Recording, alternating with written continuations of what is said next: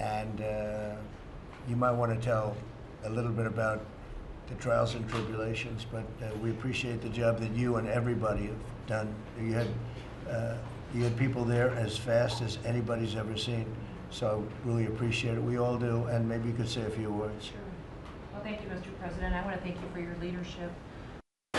Texas is strong, and the people of Texas are incredibly strong. They've gone through something that is absolutely horrific, and it is heartbreaking to watch these families suffer the way that they are. As soon as this flash flooding event happened, you know, the governor has activated his emergency responders. Noem is his emergency management director, who is incredible, and has immediately worked with the local first responders to get help to individuals and get them evacuated, put requests into me.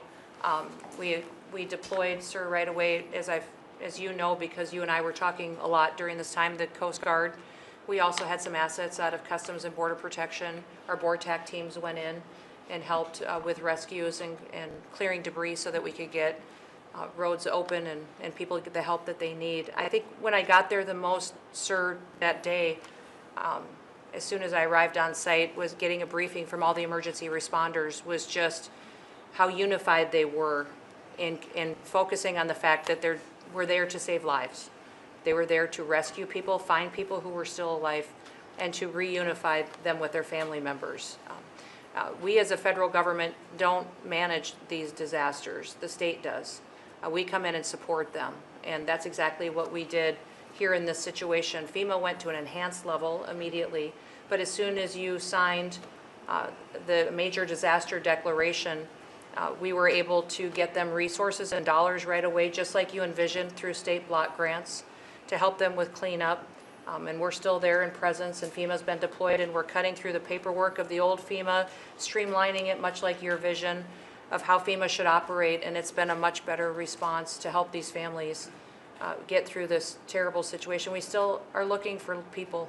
We're still looking for a lot of little girls and other family members that were camping along that river, and they will continue until they find every single person, and we will continue to help them and assist in that. I was surprised when I got there at the camp that day, right after this happened, the parents that were there, the parents that were looking for their children and picking up their daughter's stuffed animals out of the mud and finding their daughter's shoe that might be laying in the cabin, and just hugging and comforting people matters a lot. I'm extremely grateful for God's hand in that whole situation, because hundreds and hundreds and hundreds of people were saved.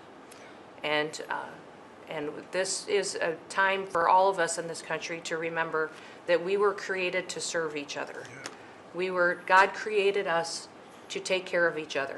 And that when we do that, we are happier, we are more fulfilled, and we can walk alongside people on their worst day and help them get through it and come out the other side, knowing that we can continue to live a life that God has purposed for us. So they're grateful for you. Several times the day after the flooding, you and Melania were on the phone with me, and I want to thank you for that. That meant the world. I was able to tell many of those folks that I had been visiting with you, and that you had said, whatever they need, Kristi, let's deploy it and get it down there and be helpful. And on Sunday, when the families were waiting at a church to identify their children's bodies, Franklin Graham and I called in and prayed with the families and read some scripture with them, and he was incredible in making himself available to that as well. But we'll be back down there in a couple of days and continue to do all we can. But this is an unprecedented event. It really is. There's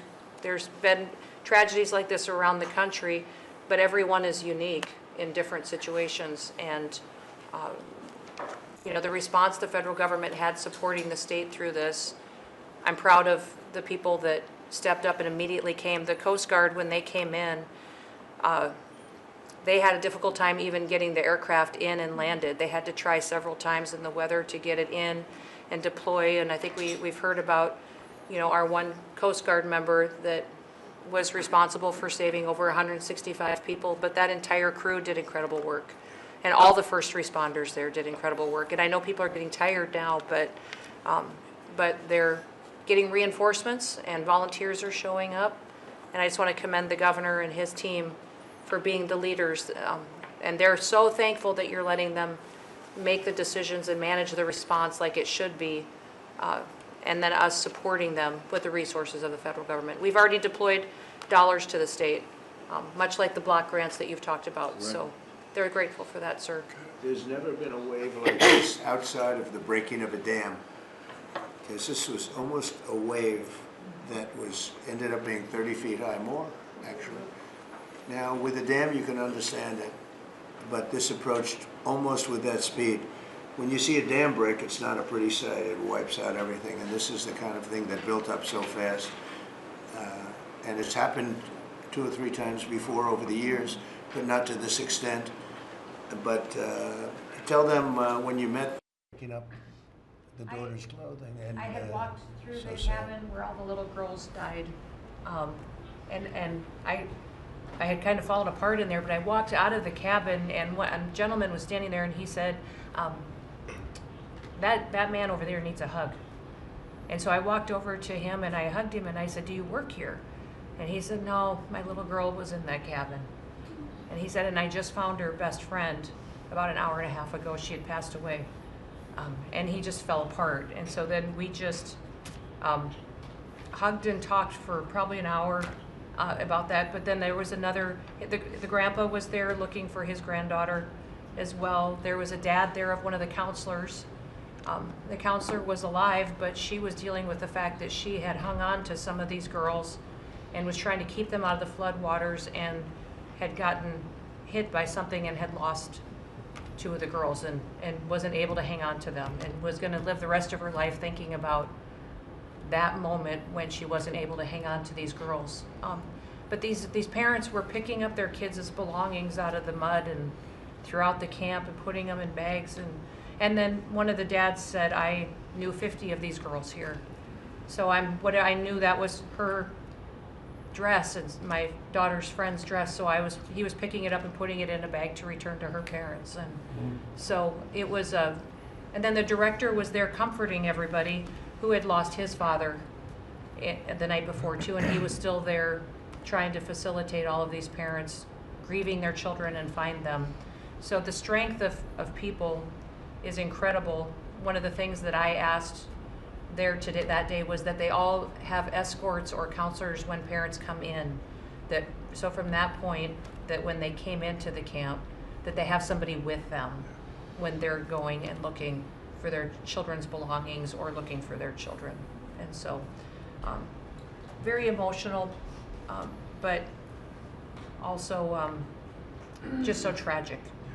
The relationship with Texas and the governor has been obviously very good for years with me, but the relationship with Texas and their first responders and us with our first responders and lots of other people, and we brought in a lot of helicopters from all over, and we had a lot of helicopters. It was actually dangerous, a lot of helicopters up there, but they were real pros, and they were responsible for pulling out a lot of people, and we got them there fast, and Texas had some good ones too, but the response has been incredible, and the fact that we got along so well, I don't know, I don't even think that's a political thing, but we got along so well, and it was so unified. I think a lot of lives have been saved. That could have been as bad as it was, and you could have lost double or triple.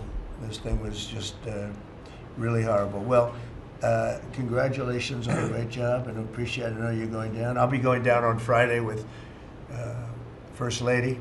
We'll be taking a trip, and we don't want to get in anyone's way because that's what happens. The president goes and everyone's around focused on. I don't want anyone to focus on us, but it's possible they could have somebody saved still. There's a lot of areas. It's a big area, and probably unlikely at this point, but there could be. I mean, they're thinking there could be the possibility, but what a tragic situation.